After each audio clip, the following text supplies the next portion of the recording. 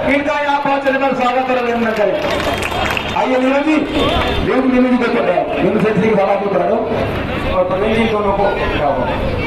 भारत माता की, भारत माता की, भारत माता की।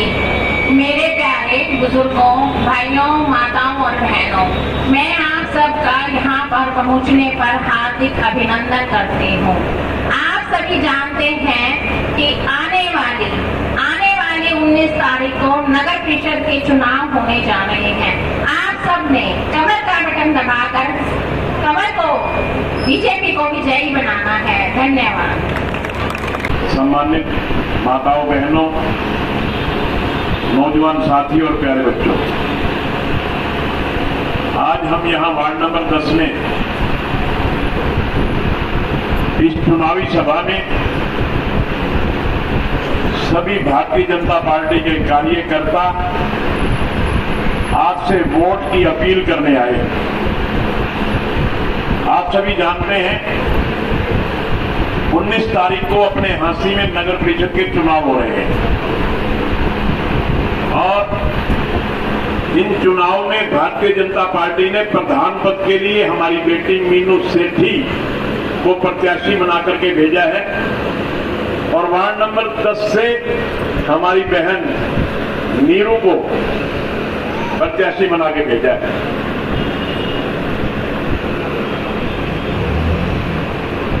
हम आपसे अपील करने आए हैं कि आप मीनू को और नीरू को दोनों को विजयी बनाएं। अब आप पूछेंगे कि मीनू और नीरू ये दोनों ही वोट की हकदार क्यों हैं, ऐसा क्या कर दिया कि हम इनको वोट दें। मैं बताऊंगा कि इनको वोट क्यों दें। आप सभी जानते हैं देश और प्रदेश में भारतीय जनता पार्टी की सरकार और कोई भी चेन हो, वो चेन तभी मजबूत रहती है कि उसकी सारी कड़ियां मजबूत हो। एक कड़ी भी अगर कमजोर हो गई, एक कड़ी टूट गई, वो चेन खत्म हो जाती है। समझते हो ना इस बात को। हमारी ऊपर सरकार है भारतीय जनता पार्टी की, राज्य में सरकार है भारतीय जनता पार्टी की, तो हमने चेन टूटने थोड़ी देनी है। उस चेन की कड़ियों को पराए पर मिला के रखना है, तभी तो विकास होगा। मैं आपको याद दिलवाना चाहता हूं 2009 से लेकर 2014 तक आपने मुझे अपना विधायक बनाया और मैं हरियाणा सरकार में मंत्री बना। बहुत विकास करवाए थे हमने। चेयरमैन भी हमारी पसंद का बना था, हमने बनवाया था। मगर जब हमारे आपस में संबंध खराब हो गए, उसके बाद शहर में कोई काम नहीं हुआ। 2014 में इस प्रांत में भारतीय जनता पार्टी की सरकार बनी। देश में भारतीय जनता पार्टी की सरकार बनी, मगर हांसी में विधायक हमने दूसरी पार्टी का बना दिया। उसका रिजल्ट हमने भुगता। 5 साल तक हांसी शहर में एक ईंट भी विकास के नाम की नहीं लगी। अगर लगी हो तो आप बता दो। पूरे 5 साल तक शहर का विकास रुक के रह गया और न केवल विकास रुका, हांसी शहर गंदगी का ढेर बन के रह गया। जब हम घर से निकलते थे, जगह जगह गंदगी के ढेर होते थे, सफाई बिल्कुल नहीं थी। बुजुर्गों और साथियों, मेरा यही कहने का मतलब है, अगर तीनों सारी की सारी कड़ी मजबूत होंगी, ऊपर मोदी जी हैं, बीच में मनोहर जी हैं और यहां हमारी मीनू आ जाएगी, हमारी नीरू आ जाएगी, बताओ विकास होगा क्या नहीं होगा। 2019 में आपने मेरे को विधायक बनाया।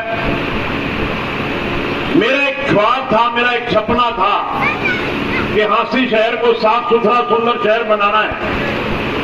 हमने उस पर काम शुरू किया, मगर हुआ क्या, पैसा मंजूर करवाया, कोरोना आ गया। 1.5 साल तक कोई काम नहीं हुआ। हांसी में नहीं, पूरे संसार में काम नहीं हुआ। लोग अंदर बंद होकर के रह गए। जैसे ही कोरोना महामारी खत्म हुई, हमने काम शुरू करवाए। सबसे पहले बरसाती पानी की निकासी के लिए बड़े बड़े पाइप डलवाए, सारा शहर खुदवाया हमने। लोग कहने लगे भ्याना साहब ने तो सारा शहर ही खुदवा दिया, आने जाने का रास्ता ही नहीं रहा। मगर हमारा मकसद ये था कि इस शहर को अच्छी तरह खुदवा के बरसाती पानी की निकासी का प्रबंध करके, सीवरेज व्यवस्था ठीक करके, पीने के पानी की व्यवस्था ठीक करके, उसके बाद इस शहर में ऐसी सुंदर और ऐसी मजबूत सड़कें बनाएंगे कि हांसी शहर में चहुमुखी विकास नजर आए।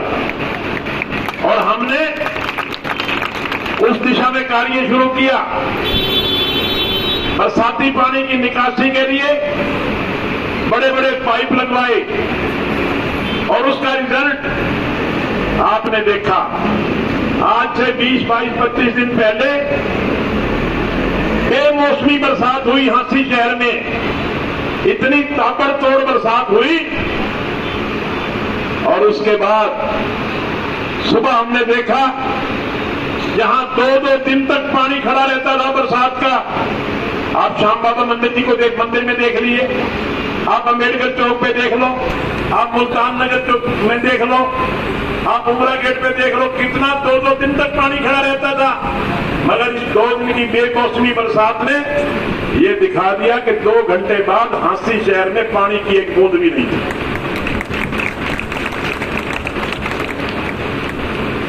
पानी की निकासी का प्रबंध हो गया, हमने सीवर व्यवस्था दुरुस्त कराई, हमने पीने के पानी की लाइनें डलवाई और उसके बाद सड़कों का काम शुरू हुआ।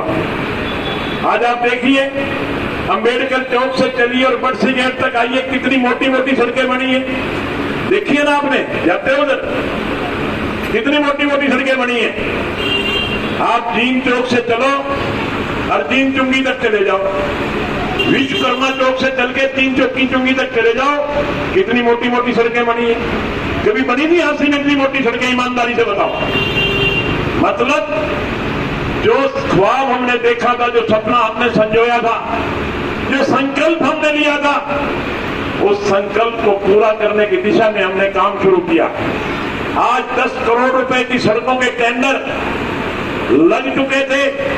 23 तारीख को टेंडर खुलने थे, 23 तारीख को इलेक्शन डिक्लेयर हो गए, आचार संहिता लग गई। जिस दिन चुनाव हो जाएगा, रिजल्ट आ जाएंगे, वो टेंडर खुलेंगे, 10 करोड़ रुपए के काम हांसी शहर में एक बार फिर शुरू हो जाएंगे। अंबेडकर चौक से लेकर के बड़सी गेट तक की सड़क बन गई, जो बाकी रहेगी थोड़ी बहुत 2-4 दिन में बन जाएगी।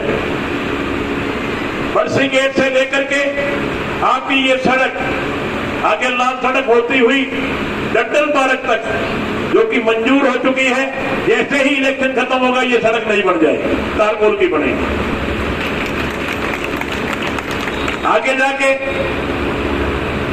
लाल सड़क, इसको हम 200 मीटर का एरिया लाल रंग से बनवाएंगे, ताकि जो भी यहां से गुजरे उसको पता लगे कि ये लाल सड़क है। ऐसे सड़क हमने पास करवा रहे। मतलब मेरा कहने का, हर दिशा में हमने काम शुरू कर दिए। अब इन विकास कार्यों को और गति मिले। विकास कार्यों को गति कैसे मिलेगी? जब ये मीनू और नीरू नगर परिषद में बैठेंगे।